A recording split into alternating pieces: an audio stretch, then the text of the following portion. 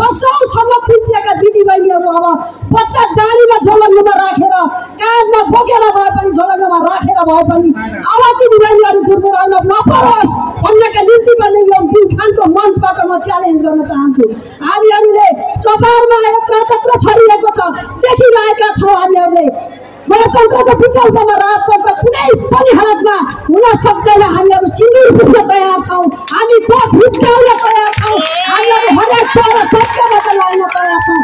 त्यसले गर्दा यो हाम्रो आन्दोलन, यो हाम्रो खबरदारी मात्रै गरेका छौँ, हामीले आन्दोलन गरेका छैनौँ। हामी संयमित भएका छौँ, हामी संयमित पैमानामा भएका छौँ भने हामी सरकारमा छौँ। हाम्रो छत्र छायामा हाम्रा नेपाली जनतालाई संरक्षण गर्नुपर्ने छ। हाम्रो छत्र छायामा हाम्रा जनताहरूका गाँसबासमा कपासको ग्यारेन्टी गर्नुपर्ने छ।